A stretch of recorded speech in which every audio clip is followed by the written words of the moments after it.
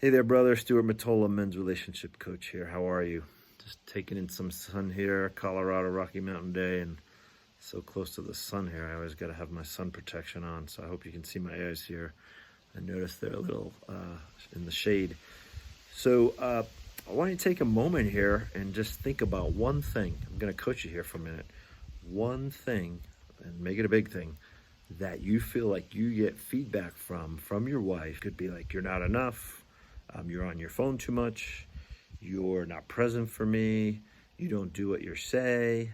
And I want you to just take that in for a moment and feel into this. Okay.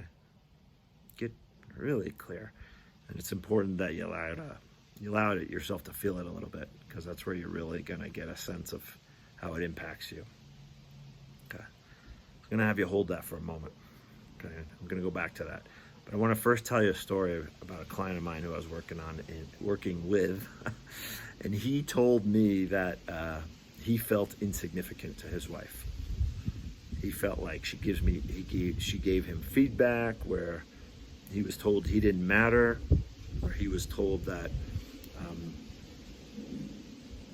she didn't want his opinion on things. She didn't feel like he meaningfully contributed to their family, and so I had him, just like I had you, feel that. And as he did, he realized that he had internalized that belief system. And so he was actually acting in an outer way, where he was pretty much insignificant. He was not giving his thoughts, his opinions on things. He was just in that whatever you want, honey mode. And he found that as he bought into the story that he was insignificant, he basically abandoned any sense of who he was and what he wanted. And in the most explicit sense, it was he shut down all hopes of getting any of his needs met with her. And he just kind of shelved that on the side and just got through his marriage day in, day out, thinking that was the best it was going to be. But as we unwired that belief system in him that he had internalized from her feedback of him, that he was insignificant, he realized, like, oh shit, I've been acting that way. Huh. So I want to pause you for a moment here, and I'm going to pause the story and go back to that thing, that one thing where you feel like, you get this feedback from her, or, some way in which she's told you that you're not doing something properly. I'm going to take a moment to go back into feeling that. Maybe it was, you don't listen, you're always on your phone, you're not fully available for the kids. And I want you to feel into that again for a second. And then notice, how do you start to believe that about yourself? And do you? And you may notice you fight against it and you push against it externally. But I want to say, if you know something to be true in yourself, you don't fight against it. You don't have to defend. You don't have to argue. So there's a chance that fighting against that feedback from her might be a way that you're actually trying to avoid the fact that you have internalized it and you believe that about yourself. So if it resonates for you at all, this idea that you're taking on her feedback as your identity, I want to give you a flip to that strategy, because the reality is that's just a bad way of trying to stay connected to your wife or your partner. That's just a bad way of trying to show that you care. So you take that on. So two things I want to encourage you to do instead.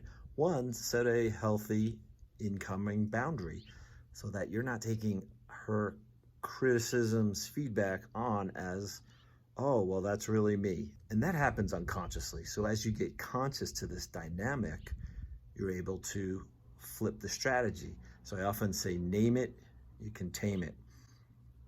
And so when you create that boundary, you're able to step out of the way and then just get clear, oh, she's actually asking something of me.